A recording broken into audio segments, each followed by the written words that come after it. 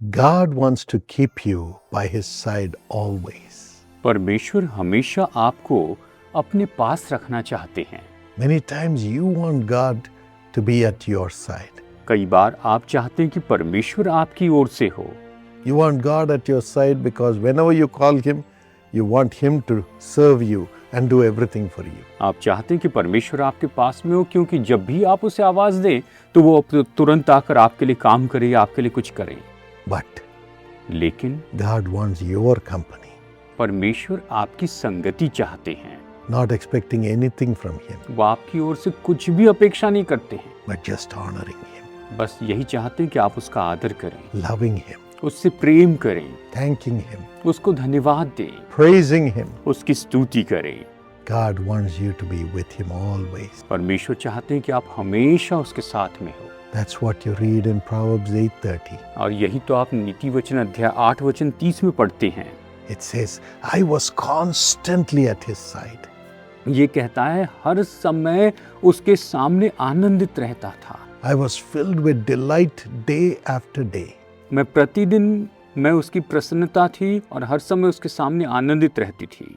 Yes, even though you go through sorrow, हालांकि आप दुख में से होकर जाते हैं, even though you go through pain, हालांकि आप दर्द में से होकर जाते हैं, even though you go through criticism from the wicked people, और यहाँ तक कि आप दुष्ट लोगों की ओर से दोषारोपण में से होकर जाते हैं, even though you go through financial troubles, हालांकि आप आर्थिक मुश्किलों से होकर जाते हैं, yet when you long more than anything, without looking at these things, just to be in the presence of Jesus, लेकिन फिर भी आप इन सारी बातों से बढ़कर ये चाहते हैं कि आप केवल यीशु की उपस्थिति में हो।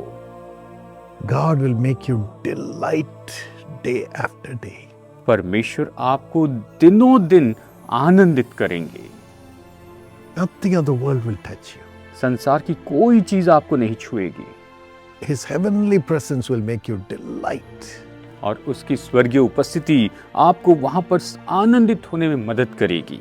He will satisfy you in the river of his delights. और वो अपने आनंद की उस नदी में से आपको संतुष्ट करेंगे। He will never put anything in the world above Jesus. आप इस संसार की कोई भी चीज यीशु के ऊपर नहीं रखेंगे। Jesus will be everything.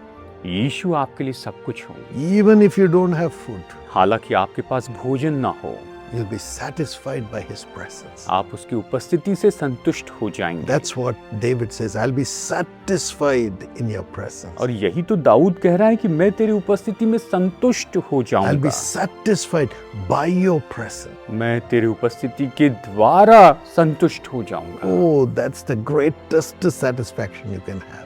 और ये तो सबसे बड़ी संतुष्टि है जो आप पा सकते हैं When you fast and pray, जब आप उपवास और प्रार्थना करते हैं, especially when you enter the second day, third day. और खास करके जब आप दूसरे दिन और तीसरे दिन में प्रवेश करते हैं। Oh, the longing for food, the longing for the world just leaves you. भोजन की लालसा या फिर संसार की लालसा बस आपको छोड़कर चली जाती है। You're lost in the presence of Jesus. आप यीशु की उपस्थिति में खो जाते हैं, That's the delight. और वही तो आनंद है। I was filled with delight day after day. ये कहता है कि मैं तो दिन प्रतिदिन उस आनंद से भरता चला गया, No worries of the world will be able to touch you. और संसार की कोई भी चिंता मुझे छू नहीं पाई। Problems may be there. हाँ, परेशानियां तो होगी ही, They will never touch you. लेकिन वो कभी आपको छुएगी नहीं। Will you pray, Lord, I must be constantly by your side. क्या आप ये प्रार्थना करेंगे कि प्रभु मैं निरंतर आपके पास में रहूं? That's why the psalmist says, और इसीलिए तो भजनकार कहता है, Psalm 16 and verse 8, भजन संहिता 16:8 में, I have kept my eyes always on the Lord. ये कहता है मैंने यहोवा को निरंतर अपने सम्मुख रखा है, यानी मैंने अपनी आंखें उस पर लगाई है। Not on my promotion, मेरे प्रमोशन पर नहीं, not on my fame, मेरे विश्वास पे नहीं, not on money, पैसों पर नहीं, not on what people say. लोग जो कहते हैं उस पर नहीं। My eyes are always upon the Lord, मेरी आंखें निरंतर प्रभु पर लगी होती है constantly at his side. और हमेशा उसकी ओर देखते रहता हूँ। And he is on my right hand side. और वो कहता है कि वो मेरे दाहिनी ओर हैं। That means you are standing on the left always and Jesus on the right always. इसका मतलब ये है कि आप उसके बाईं ओर हैं और आपके दाहिनी ओर यीशु हमेशा रहते हैं। Nothing of the world, no problems of the world will ever shake you. इस संसार की कोई भी समस्या, कोई भी चीज आपको हिला नहीं सकेगी। David says, I will never be shaken. और दाऊद कहता है कि मैं कभी हिलाया न जाऊंगा, I will not be shaken. मैं डगमगाया नहीं जाऊंगा। God wants to give you this grace परमेश्वर आपको ये अनुग्रह देना चाहते हैं when you are in His presence.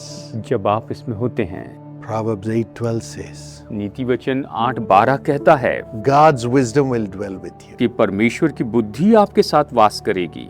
And 1 Corinthians 1:24 says, और पहला कुरिन्थियों 1:24 कहता है Christ, the power of God and the wisdom of God will dwell with you. मसीह जो परमेश्वर की सामर्थ है, परमेश्वर की बुद्धि है, वो आपके साथ में वास करेगा। James 1:17. याकूब 1:17 कहता है Every good and perfect gift from heaven will dwell with you. हर एक अच्छा वरदान और हर एक उत्तम दान ऊपर से आता है, वो आपके साथ में बना रहेगा। May God keep you in His presence. परमेश्वर आपको अपनी उपस्थिति में रखें, Long for it. आप उसकी कामना करते जाएं। Live in the presence of Jesus. आप यीशु की उपस्थिति में जिएं। God bless you. प्रभु आपको आशीष दे।